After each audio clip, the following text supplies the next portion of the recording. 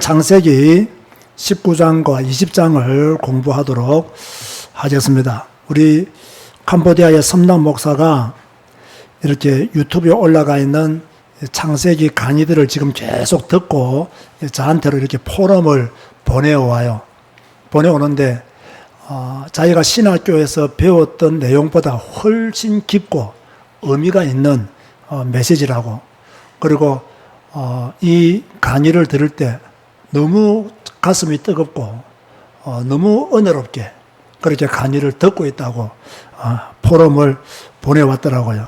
참 감사한 일이죠. 참 섬당 목사 같은 경우에는 한국말을 알아들을 수 있는 실력자가 된 것이 하나님의 은혜고 축복이죠. 그리고 또 한국에서 전하는 메시지를 들을 수 있는 실력자가 된 것으로 인해서 우리 섬남 목사의 믿음과 또 앞으로의 사역에 큰 축복이 있을 줄로 믿습니다. 창세기 19장은 소돔과 고모라에 대한 하나님의 심판입니다. 그런데 소돔과 고모라에 대한 하나님의 심판이라는 제목을 잡았지만 심판 옆에다가 가로 열고 물음표를 이렇게 해주시면 더 정확한 의미를, 제가 나중에 왜 물음표를 붙이라고 한 것인지에 대해서 여러분에게 설명을 해드리겠습니다. 먼저 장 구분을 하면요, 1절에서 11절까지는 롯의 두 천사 영접과 소돔 성의 죄악상입니다. 자, 롯이 두 천사를 영접하고 또 소돔 성의 죄악상에 대해서 하나님이 설명하고 있는 내용들이 1절에서 11절에 그렇게 기록이 되어 있습니다. 12절에서 22절까지는요, 롯 가족의 소돔성 탈출이 기록되어 있습니다. 어떻게 이들이 탈출하게 되었는지를 상세히 설명하고 있죠. 23절에서 29절은요, 소돔과 고모라에 대한 하나님의 심판, 제가 아까 가로 열고 물음표를 하라고 했죠. 그렇게 기록이 되어 있고, 30절에서 38절은 롯과 딸들의 근친 상간으로 인하여 모압과 암몬 족속의 기원이 기록되어 있는 곳이 30절에서 38절, 롯과 딸들의 근친 상간을 통해서 모압과 암몬 족속의 기원이 나와 있다. 자, 이렇게 장 구분이 왜 중요하냐면요, 장 구분은 앞으로 딱 보더라도 여러분이 내용을 탁 꿰뚫어 볼 줄 알아야 됩니다. 자, 앞으로 성경을 계속 읽잖아요. 그러면 이렇게 몇 절에서 몇 절이 무슨 내용이다, 이것만 딱 들어도 이 내용의 그림이 그려질 정도로 여러분이 성경을 많이 읽으면 됩니다. 그러면 여러분들은 아주 든든한 그리스도의 군사가 되는 것이죠. 19장 내용을 제가 조금 설명을 해드리면요, 자, 제가 19장의 제목을 소돔과 고모라에 대한 하나님의 심판, 괄호 열고 물음표 가로 닫고 이렇게 적으라 했죠. 왜 제가 그렇게 적으라 했냐면, 어떻게 보기에는 그 소돔과 고모라에 대한 하나님의 심판이라는 주제가, 제목이 맞는 것처럼 들려요. 그런데 제가 볼 때는 30%만 맞습니다. 30%만. 그러면 나머지 70%는 무엇입니까? 아니, 30%만 소돔과 고모라에 대한 하나님의 심판이라면 나머지 70%는 어떻게 봐야 됩니까? 그거는요, 구원입니다. 구원. 자, 우리 한번 19장 17절을 볼까요? 19장 17절에 보면 이렇게 말씀하고 있죠. 그 사람들이 그들을 밖으로 이끌어낸 후에 이르되, 천사들이 이제 롯과 그의 가족들을 밖으로 끌어낸 거예요. 이르되 도망하여 생명을 보존하라. 돌아보거나 들에 머물지 말고 산으로 도망하여 멸망함을 면하라. 그렇게 말씀하고 있죠. 다시 말해서 하나님은 천사들을 이곳에 보낸 이유, 또 천사들이 감당해야 될 사명, 이게 뭐냐면 롯과 그의 가족들의 구원을 위해서 하나님은 천사들을 그곳에 보내었고 그들의 손을 잡아서 이끌어낸 것이지요. 따라서 하시기 바랍니다. 하나님의 관심은 구원이다. 이걸 아셔야 됩니다. 하나님의 관심은 소돔과 고모라의 심판이 아닙니다. 소돔과 고모라의 심판의 눈으로 보는 것은 율법적인 시각이고요. 구원의 눈으로 보는 것은 복음적인 시각이다 이 말이에요. 그래서 우리가 성경을 볼 때 저도 이 부분이 잘 안 될 때가 있는데 성경 그대로의 내용을 우리가 보고 평가한다면 소돔과 고모라에 대한 하나님의 심판이라고 보는 것이 맞아요. 그러나 내용을 잘 보면 하나님이 하시고자 하는 일을 잘 보면 구원이라는 것을 알게 되는 거죠. 그래서 우리가 성경을 볼 때 율법적인 시각으로 성경을 너무 바라보기보다는 조금 복음적인 시각으로 성경을 바라봐야 된다. 그래야 내가 여러분이 율법적인 사람이 되지 않습니다. 이해가 되십니까? 언제나 복음적인 관점으로 성경을 바라봐야 됩니다. 자, 노아 홍수. 자, 이렇게 본다면 이게 심판일까요? 구원일까요? 구원이죠. 노아 가족들을 구원하시고자 하는 하나님의 계획이었단 말이에요. 그러면 앞으로 미래에 나타날 유황불 심판, 지옥 심판도 구원의 초점으로 보는 것이 옳다는 거예요. 하나님께서 남은 자들을 구원하시고자 하는 절대적인 계획 속에서 이루어지는 것들이다. 그러므로 하나님의 목적은 구원에 있지 심판에 있지 않다. 심판은 불가피하게 일어나는 것이고 그 심판을 통해서 하나님은 구원의 역사를 이루어 나가고자 한다. 라는 사실을 반드시 기억을 하셔야 돼요. 자, 그 증거가 바로 앞에 있는 18장에 나와요. 이 18장에 보면 이제 소돔과 고모라에 대한 멸망 이야기를 아브라함이 듣잖아요. 그게 아브라함이 너무 안타까워가지고 의인을 악인과 함께 멸하시려 합니까? 의인 50명, 45명, 40명, 30명, 20명, 10명이라도 찾으면 그죠? 구원해 달라고 하잖아요. 그럼 하나님이 계속 허락해 주잖아요. 무엇 때문에 그렇습니까? 심판이 목적이다. 구원이 목적이다. 구원이 목적이었기 때문에 하나님이 아브라함의 이야기를 들어주신 거죠. 자, 이 소돔에 누가 살았느냐? 아브라함의 조카 롯이 이 소돔에 살았죠. 롯이 천사들을 자기 집으로 이렇게 영접을 하죠. 그때 그 소돔에 있는 사람들이 롯의 집을 에워싸고 그 천사들을 보고 그 사람들을 내놓아라. 우리가 그들과 상관하겠다. 여기서 상관하겠다는 것은 성적으로 범하겠다. 그런 말이에요. 그럼 여기서 말하는 성적으로 범하겠다는 이 말은요, 단순한 이성 간의 성적인 관계를 말하는 것이 아니고 동성 간의 성적인 관계를 말하는 거예요. 동성 간에. 그럼 동성애를 말하는 거죠.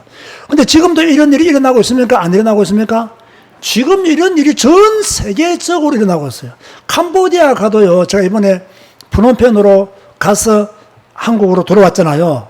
그래서 뭐 시간이 남아가지고 이 프놈펜에 가면 유러피안 거리가 있어요. 유럽 거리가. 여러분 전에 한번 가봤죠? 그걸 가면 이제 조금 캄보디아와는 다른 막 이렇게 막 파스타도 팔고 커피도 팔고 아주 외국인들이 굉장히 많이 모여드는 그런 거리죠. 그런데요, 그 가면 이제 저녁에 보면 이제 사람들이 막 운동하기 위해서 많이 나와요. 그런데 뭐 음악도 틀고 막 이렇게 아저씨들이 모여서 막 체조하잖아요. 그 제가 그 앞을 딱 지나가는데요, 키가 제법 크더라고요. 근데 자세히 보니까 남자예요. 남자인데 여장을 했어요. 여장을 해가지고 막 춤을 추고 뭐 차 지나가는 사람들이 자기를 쳐다보니까 오라고 하고 막 별짓을 다 하더라고요. 그래서 저도 한참을 봤어요. 미쳤구나. 캄보디아도 이런 사람들이 있구나. 우리 한국에만 이런 사람이 있는 것이 아니라 캄보디아에도 이렇게 이상한 사람들이 있구나 라는 것을 한참 보다가 온 적이 있어요. 그리고 지금도 소돔과 같은 시대다 라고 보면 되는 거예요. 롯이 천사들을 영접하자 천사들은 소돔의 멸망을 롯에게 알리고 피하라고 그렇게 했죠. 그런데 이때 누가 롯의 말을 농담으로 얘기했죠? 롯의 사위들이 롯의 말을 농담으로 얘기했어요. 자, 여러분 보세요. 불신앙의 사람들은요, 진실을 말해도 불신앙적으로 해석합니다. 이게 문제예요. 믿음의 사람들은 딱 진실한 말을 들으면 자기를 내려놓고 믿음의 말로 듣습니다. 그런데 불신앙의 사람들은 이미 그 사람 속에 불신앙이 가득하기 때문에 진리를 말해도 그 진리를 알아듣지를 못해요. 진리를 말하는데 농담으로 말했어요. 비밀을 알려주는데, 살 수 있는 길을 알려주는데 농담으로 얘기했어요. 자, 이런 것을 보면요, 참 우리가 어떤 사람이 되어야 할 것인가에 대한 답이 나와요. 또 여기도 단점이 하나 있어요. 또 믿음의 사람들은 너무도 이상한 말을 그대로 믿어버렸다. 이 분별력이 없다 보니까 이런 단점이 있어요. 신앙은 좋은데 분별력이 없어. 그러면 그 사람도 롯의 사이와 수준이 비슷한 거예요. 지금 저 말이 이해됩니까? 믿음의 사람인데 분별력이 없어. 이걸 지금 자기를 속이는 말인지, 자기를 위하는 말인지, 자기를 건지는 말인지, 빠지게 만드는 말인지를 구분을 못해요. 제가 볼 때는요, 한국교회 성도들이요, 태반이 이렇습니다. 태반이 자기를 살리는 말인지, 자기를 죽이는 말인지, 진리인지 비진리인지, 빛인지 어둠인지를 구분하지 못하고 딱 자기 수준대로 메시지를 듣고 이해를 해요. 이것은 저도 마찬가지예요. 그래서 우리는 끊임없이 성경을 읽고 하나님의 것을 받아들여야 된다는 거예요. 하나님의 말씀을 받아들여야 분별력이 생기는 거예요. 다시 말합니다. 불신앙의 사람들은 진실을 말해도, 진리를 말해도, 비밀을 말해도 전부 다 불신앙적으로 해석한다. 여러분, 이런 사람 되지 마시기를 바라고, 또 반대로 너무 또 믿음이 좋은 사람이 되어가지고 분별도 하지 않고 무조건 믿습니다, 믿습니다, 아멘 하고 따라가는 어리석은 자도 되지 마시기를 부탁을 드리는 겁니다. 자, 이렇게 돈이 털 때에 천사가 롯을 재촉하여서 아내와 두 딸들의 손을 잡고 인도에서 밖으로 내밀죠. 제가 볼 때는요, 롯이 이 말을 듣고 빨리빨리 자기가 먼저 설쳐서 나와야 되는데, 롯과 그의 가족들은 좀 머뭇거린 것 같아요. 그러니까 천사들이 롯과 아내와 그 딸들의 손을 잡고 이 성 밖으로 내보낸 거죠. 이것을 가르쳐서 하나님의 견인이라고 합니다. 하나님의 견인. 하나님은 우리를 견인하신다. 우리를 인도하신다. 라는 말씀입니다. 자, 천사가 롯과 가족들에게 무엇이라고 말씀했습니까? 떠나갈 때 어떻게 하지 마라? 돌아보지 마라. 들에 머물러 있지 마라. 이 두 가지를 말씀했잖아요. 그런데 누가 뒤돌아보았죠? 롯의 아내가 뒤돌아보아서 뭐가 됐습니까? 소금 기둥이 되었다. 지금도 그 소금 기둥은 그 자리에 있습니다. 선지순례 가보면요, 있어요. 자, 롯이 이렇게 구원을 얻은 것은 누구 때문이었을까요? 저는 성경을 보면서요, 롯을 의인이라고 지칭하는 말씀들이 있더라고요. 야, 롯이 정말 의인이었나? 이런 생각이 조금 들기도 한데, 어찌됐든 그것은 나중에 한번 설명하고요. 지금 이 롯이 이렇게 구원받게 된 것은 누구 때문이라고 29절에 기록하고 있나요? 한번 29절을 읽어봅시다. 시작.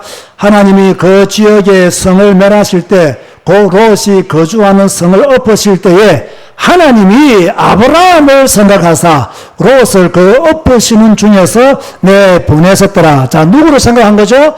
아브라함을 생각하사 롯을 구해 주셨다. 따라서 합시다.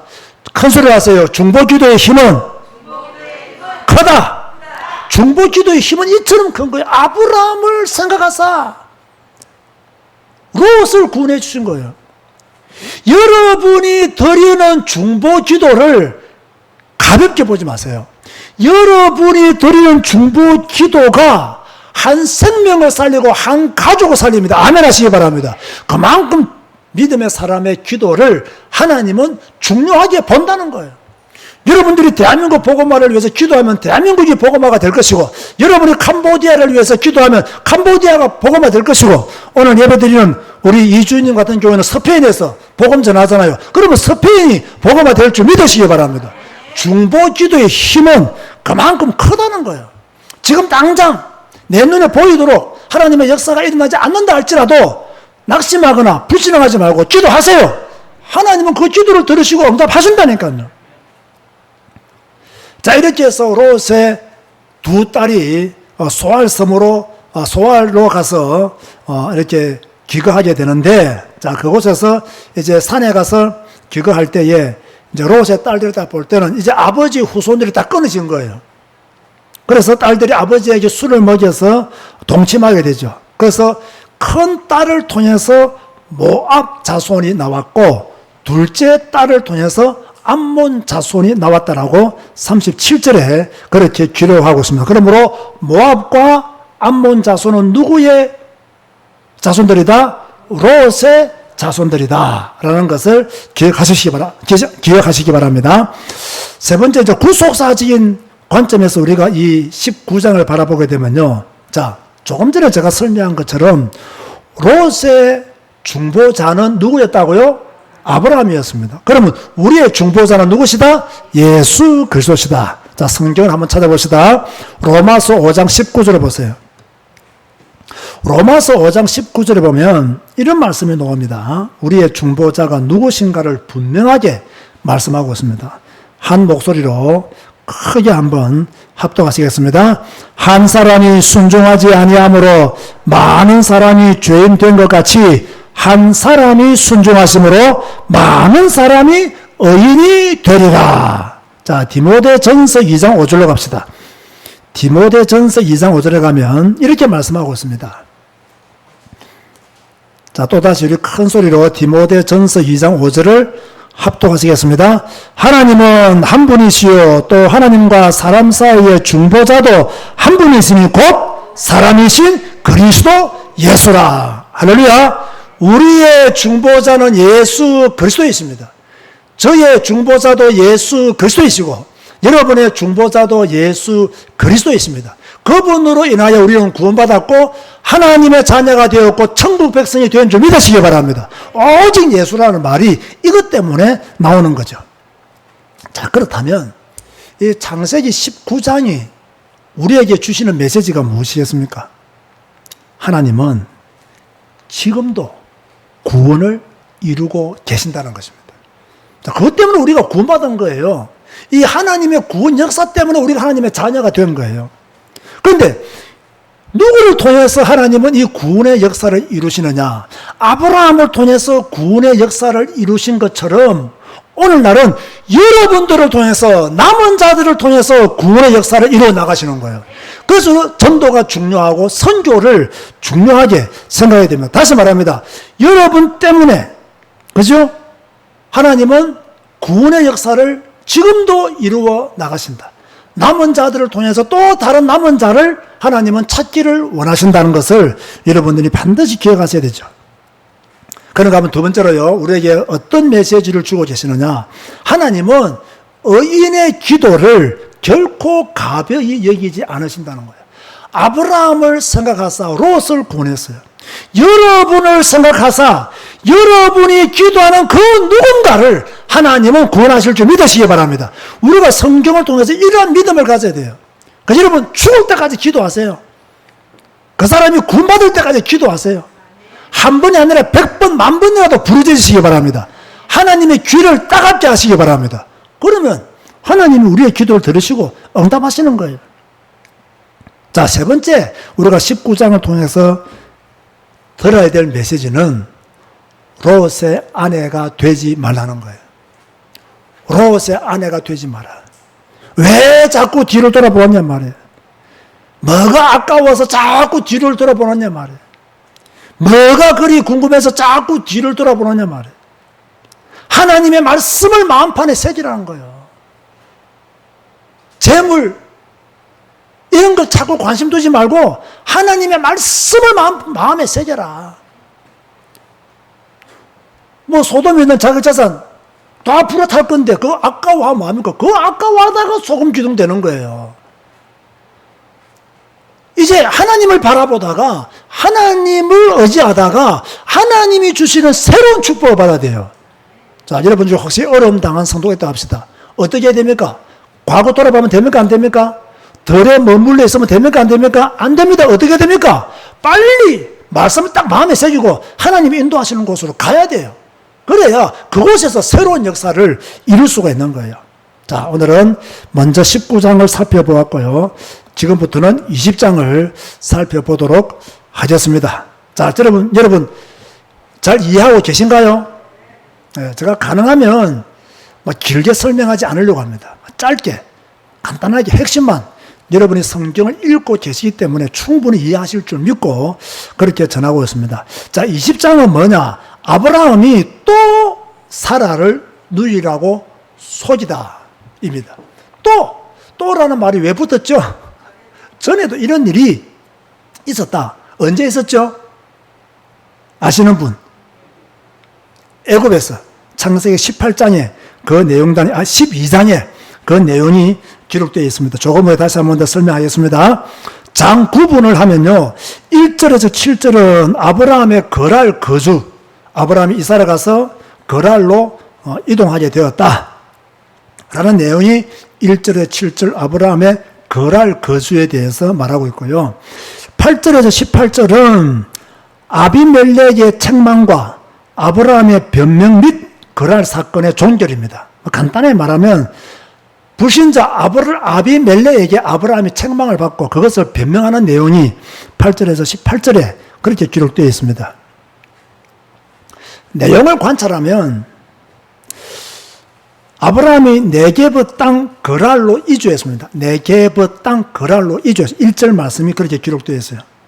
이곳에서 거랄 땅에서 또 한 번 아브라함이 실수를 하게 되는데 제가 앞에서 말씀드린 바와 같이 아내를 또 누이라고 속이죠. 이미 애굽에서 이런 실수를 한 번 했죠. 12장에. 그런데 또 반복하고 있어요. 이게 무섭다는 거예요. 몸에 배어버리면요, 생각에 딱 입력되어 버리면 안 되는데 하면서도 합니다. 그래서 습관이 무섭고 잘못 인식된 것이 무서운 거예요. 그래서 처음부터 바르게 인식해야 돼요. 자, 2절 말씀을 한번 20장 2절 말씀을 읽어보겠습니다. 시작. 그의 아내 사라를 자기 누이라 하였으므로 거랄 왕 아비멜렉이 사람을 보내어 사라를 데려갔더니, 자, 이렇게 사라를 데려갔는데 하나님이 또 은혜 가운데 아비멜렉을 막아서 사라를 보호해 주셨죠. 참, 천국 가서 우리 사라를 한번 봅시다. 얼마나 미인이었기에 이런 일이 반복적으로 일어나는지 궁금하네요, 진짜. 여러분 안 궁금합니까? 저는 갑자기 궁금해졌어요. 얼마나 사라가 미인이었기에 이렇게 애굽 왕도 사라를 탐내고 거랄 왕 아비멜렉도 사라를 이렇게 좋아하게 되었을까요? 우리 남자 청년들이 많으면 제가 따라하라고 말하고 싶은데 창음이밖에 없어서 창음이만 따라 해보거라. 따라 할지 모르겠네. 예쁜 여자와 결혼하지 말자. 너무 이렇게 예쁜 여자하고만 결혼하려고 오늘날 청년들이 많이 생각하잖아요. 물론 그 예쁘다는 기준이 다 뭐 자기 눈에 맞아야 되겠죠. 어떤 특별한 기준선은 있는 것은 아닙니다만은 너무 예쁜 여자와 결혼하지 말라. 왜? 아브라함처럼 고생한다. 그죠? 불필요한 일이 자꾸 생긴다. 저는 불편하지 않습니다. 역시 지혜가 빨리 웃네요. 뭐 예쁘기는 하지만 너무 뭐 예쁘지는 않거든요. 그래서 저는 불편하지 않습니다. 그런데 이 20장을 보면요, 창피하고 또 놀라운 것이 하나 있어요. 자, 아브라함은 아비멜렉에게 자기 아내를 누이라고 속였잖아요. 그죠? 속였는데 하나님이 아비멜렉에게 아브라함을 소개하기를 어떻게 소개하는지 아십니까, 여러분? 7절 말씀 한번 보세요. 이제 그 사람의 아내를 돌려보내라. 하나님이 아비멜렉에게 하는 말씀입니다.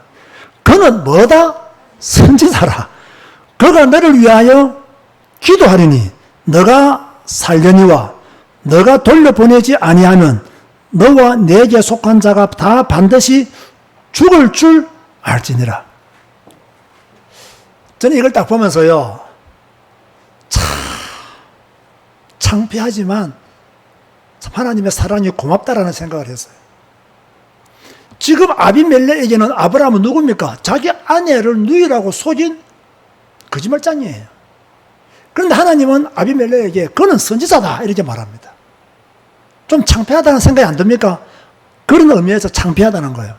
그런데 놀라운 것은 하나님이 아브라함을 아비멜렉에게 그렇게 소개했다는 것입니다. 소개했다는 거예요. 그리고 아브라함의 기도를 받아라 이렇게 하잖아요. 그죠? 그래서 참 고마우신 하나님이다. 아브라함의 실수에도 불구하고 하나님은 아브라함의 신분을 그대로 유지시켜 주셨구나. 그래서 참 고맙다 라는 생각을 하게 되는 거예요. 비록 변변치 못한 아브라함의 모습을 보았지만, 변변치 못한 아브라함의 모습이 드러났지만, 하나님은 아브라함을 자랑스럽게 아비멜렉에게 말씀하고 계시는구나. 그런데 잘 들으세요. 여러분도 이러한 축복을 받은 사람입니다. 아멘 하시기 바랍니다. 우리도 변변치 못할 때가 많죠. 저도 변변치 못할 때가 많아요. 그래서 저는요, 저를 잘 모르는 그룹이나 집단에 가면 저는 목사라고 말하지는 않습니다. 목사의 신분이 부끄러워서 말하지 않는 것이 아니라 그냥 나도 불편하고 자기들도 불편할 수 있기 때문에, 또 내가 혹시 실수할까봐, 혹시 내가 실수할까봐 내가 목사라는 말을 잘 안 합니다. 잘 안 하지만 절대적으로 내가 목사라는 신분을 지키고 삽니다. 왜? 지금은 내가 말 안 하지만 언젠가는 말해야 돼요? 안 해야 돼요? 언젠가는 말해야 돼요. 그리고 그때 부끄러움을 당하지 않기 위해서 결코 그들에게 책 잡힐 만한 행동을 하지 않으려고 무진장 애를 쓰죠. 자, 이렇게 해서 이제 아브라함이 아비멜렉에게 갑니다. 불려가죠. 아비멜렉에게 가서 구차한 변명을 합니다. 11절과 12절을 보세요. 11절과 12절을 보면 아브라함의 변명이 나오는데요. 아브라함이 이르되 이곳에서는 하나님을 두려워함이 없으니 내 아내로 말미암아 사람들이 나를 죽일까 생각하였으며, 그때 시대 상황이 그랬다는 의미겠죠. 또 그는 정말로 나의 이복 누이로서 내 아내가 되었음이니이다. 참 구차한 변명을 또다시 하고 있는 거죠. 자, 제가 여러분에게 질문하겠습니다. 우리 부인 되시는 분들에게 질문을 하겠습니다. 만약 여러분이 살아였다면 이 말을 듣고 어떻게 했을까요? 여러분의 남편이 아브라함처럼 이런 말을 했다면 어떻게 했을까요? 뭐라고요? 싸다고 그러는데 웃기지 마세요. 내가 지금 마음껏 웃지도 못합니다. 아마 싸대 한 때렸거나 뭐 머리카락을 다 뽑았거나 뭐 둘 중에 하나는 뭐 사단이 났을 거예요. 그런데 사라는 박순자 권사님이 아니었답니다. 그 뒤에 어떻게 했는지 성경에는 기록이 없어요. 조금 아쉬운 부분인데 어찌됐든 뭐 기록이 없으니까 했는지 안 했는지는 모릅니다. 그죠? 자, 무엇을 말하고 싶어서 제가 이 질문을 했을까요? 따라서 하세요. 완전한 사람은 없다. 여러분, 가끔씩요, 이렇게 믿음의 사람들의 실수, 잘못된 점이 이렇게 기록될 때 안타깝기도 하지만 약간 위로가 되지 않습니까? 저는 약간 위로가 돼요. 좀 믿음의 사람들이 막 완벽하게 했다면 약간 눌렸을 것 같아요. 나는 저래 못하는데, 나는 저렇게 못 따라가는데, 아이고 하면서 내 꼬라지가 왜 이래, 내 모습이 왜 이래, 나는 형편없는 사람이야, 가능성이 없는 사람이야, 이런 식으로 약간 눌렸을 가능성이 있을 것 같아요. 그런데 이 믿음의 사람들, 자, 놓아보세요. 그렇게 큰 구원을 받아놓고도 포도주에 취해서 자기의 부끄러움을 다 드러내잖아요. 다윗 보세요. 하나님의 마음에 합한 자였지만 간음죄를 범하고 살인죄를 범했잖아요. 우리는 어떻습니까? 우리도 별 수 없어요. 우리도 별 수 없어요. 요즘 뭐 여기저기서 이상한 말들이 좀 들려오더라고요. 저는 그거에 대해서 일절 함구합니다. 왜 함구하느냐? 함구해야 될 이유, 완전한 사람은 없다. 완전한 사람은 없다. 자, 이제 아브라함이 아비멜렉을 위해서 기도합니다. 그래서 하나님이 아브라함의 기도를 들으시고 아비멜렉의 아내와 여종들을 치료하사 출산하게 되는 복을 받도록 허락을 하신 내용이 20장 마지막 부분에 나오고 있습니다. 자, 구속사적인 관점에서 본다면요, 하나님이 사라를 지킨 이유가 무엇일까요? 제가 이걸 지금 창세기를 여러분에게 설명하면서 계속 강조하고 있는 것 중에 하나가 뭐냐면요, 왜 하나님이 사라를 이렇게 지키시고 보호하시고 아브라함을 지키시고 보호하시느냐? 세상 죄를 지고 갈 하나님의 어린 양의 조상이 되게 하기 위하여, 딱 이거 한 가지입니다. 세상 죄를 지고 갈 하나님의 어린 양의 조상들이 되게 하기 위하여 하나님은 아브라함과 사라를 이토록 지키시고 보호한 거예요. 다시 말해서 창세기로 돌아가면 다시 1장으로 아니죠, 3장으로 돌아가면 여자의 후손이 이 부부를 통해서 나와야 되기 때문에 이 부부의 순결함을 하나님은 지키시고 보호하신 거예요. 이런 관점에서 보는 것이 구속사적인 관점이라고 제가 말을 했죠. 그런데요, 16절 한번 보세요. 아비멜렉이 나중에 사라에게 하는 말인데요, 이렇게 말하고 있습니다. 사라에게 이르되 내가 은 1000개를 네 오라비에게 주어서 그것으로 너와 함께 한 여러 사람 앞에서 무엇을 가리게 하였노니? 내 수치를 가리게 하였노니. 자, 사라도 수치가 있죠, 그죠? 네 일이 다 해결되었느니라. 따라서 하시기 바랍니다. 하나님은 우리의 수치를 예수 그리스도를 통해 해결해 주셨다. 하나님은 우리의 모든 수치를 예수 그리스도를 통해서 해결해 주신 거예요. 너무너무 감사하죠.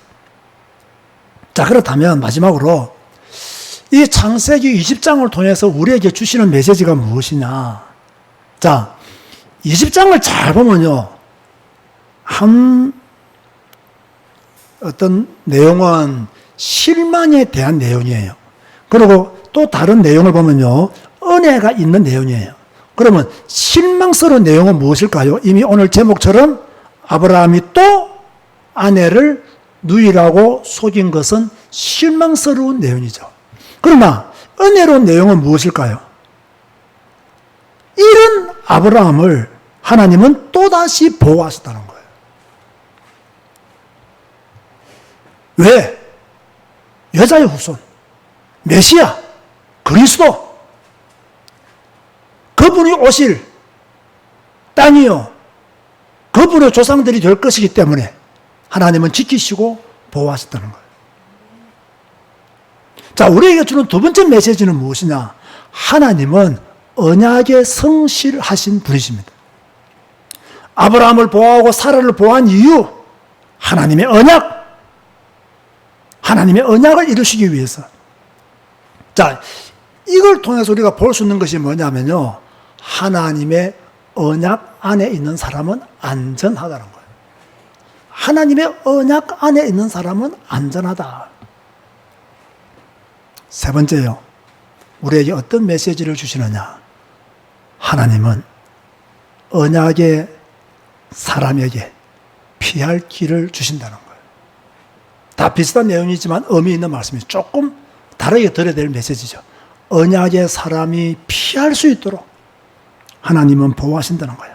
아브라함에게 피할 길을 주신 하나님은 우리에게도 피할 길을 주실 줄로 믿습니다. 모든 것을 피하도록 만들어서 여러분을 천국으로 인도하실 예수 그리스도를 찬양하시기 바랍니다. 이게 하나님의 은혜요, 하나님의 축복입니다. 오늘은 19장과 창세기 20장을 보았습니다. 또 마음 깊게 새기시고 기도하시다가 응답받는 여러분 되시기를 주님의 이름으로 축원드립니다. 하나님 감사합니다. 오늘도 창세기를 공부할 수 있도록 지혜 주시고 시간 주시고 믿음 주셔서 감사합니다. 아브라함의 실수도 보고 하나님의 보호하심도 보았습니다. 하나님, 완전한 사람 없습니다. 우리가 다른 사람의 허물에 대해서 쉽게 평가하거나 정죄하거나 손가락질하지 아니하도록 입을 다물어 조심하도록, 우리가 그런 실수 속에 빠지지 않도록 오히려 기도하는 저희들이 되게 하여 주옵소서. 하나님, 아브라함을 지키신 하나님, 사라를 보호하신 하나님, 우리를 보호하여 주옵소서. 예수님의 이름으로 기도드리옵나이다. 아멘.